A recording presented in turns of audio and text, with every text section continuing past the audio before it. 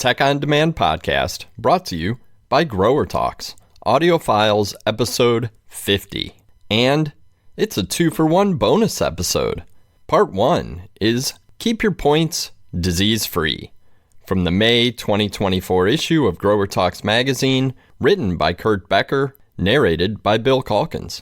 And to celebrate episode number 50, when this one ends, just keep listening for a quick review of Poinsettia Downy mildew, written by NORA CATLIN, also from the May 2024 issue of Grower Talks. Keep your points disease-free.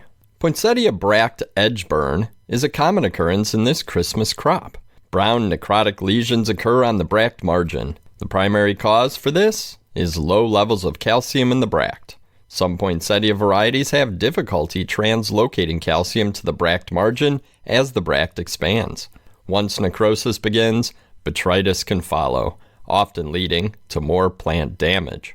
Calcium sprays are a common method for preventing bract edge burn. Foliar application of calcium chloride, CalMag, or calcium chelates can help boost calcium levels in deficient bracts. When started at the first sign of color on the bracts, these applications can significantly reduce bract edge burn. Even with the inclusion of surfactants, calcium applications can leave residue on the bracts that need to be dealt with. But given the impact of the health on the crop, these applications are well worth it. Fogging calcium is another method that can have a benefit to the plant. Fogging calcium can reduce the labor needed to apply as a foliar spray.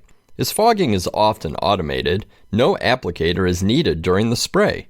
Additionally, fogging calcium can eliminate visible residue. Because the droplets are much smaller, no large droplets sit on the plant and evaporate to leave residue.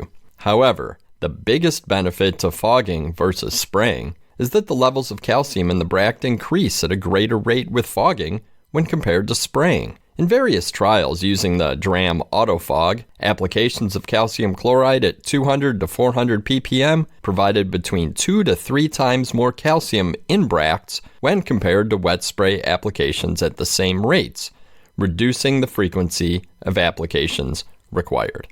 The end. A quick review of Poinsettia Downy mildew. After a long while of not seeing powdery mildew on poinsettias, several cases were seen last season. Perhaps that was a fluke and we won't see it again. Let's hope that's the case. But let's use the mildew seen last year as a reminder and take the opportunity to review this disease. What to look for. Typically, you see the white dusty or powdery fungal growth on the surfaces of leaves. However, the early symptoms on poinsettia are pale and subtle yellow or chlorotic spots on the leaf surface with white or light gray fungal growth on the leaf undersides. As the disease progresses, you can see the fungal growth develop on the leaf surfaces and even the bracts. What to look for, symptoms and signs. You should be scouting for symptoms and signs of the disease throughout the whole crop cycle. However, be particularly watchful early in the season. Finding and identifying them earlier in the crop means easier and effective management. Waiting for the epidemic to build means it will be much more challenging to get the disease under control, plus your fungicide options are more limited later in the season. Realize that some labels warn against applying to bracts, and residue close to sale is another consideration. Conditions for powdery mildew.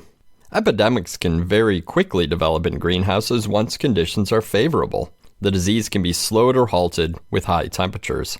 Temperatures under 86 Fahrenheit or 30 Celsius and relative humidity of 85% or higher will favor the disease and will cause rapid development. Management tips. Scout regularly and carefully, starting early and continuing throughout the season, paying especially close attention in the fall when temperatures become cooler, about 60 to 86 Fahrenheit or 20 to 30 Celsius, and ideal for disease development. Seek the assistance of a diagnostic lab or your local extension specialist when needed. Keep humidity under 85%. Timely applications of effective fungicides is key to management. Don't wait for this disease to explode before trying to get it under control. You'll want to ensure good management prior to bracts forming. Repeat applications at regular intervals as per label instructions, and be sure to rotate between products with different modes of action. Pay attention to notes on plant safety. If using a product new to you for poinsettias, test on a small number of plants prior to treating the entire crop. Realize that some products may not cause injury on leaves, but may injure bracts.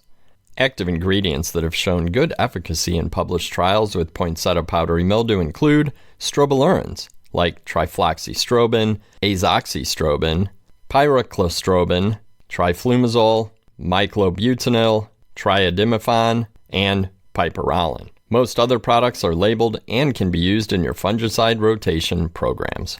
The end. We hope you enjoyed this double episode of Audio Files from the Tech on Demand podcast, brought to you by Grower Talks. Please take a minute to leave us a positive review. It'll help us reach more greenhouse professionals.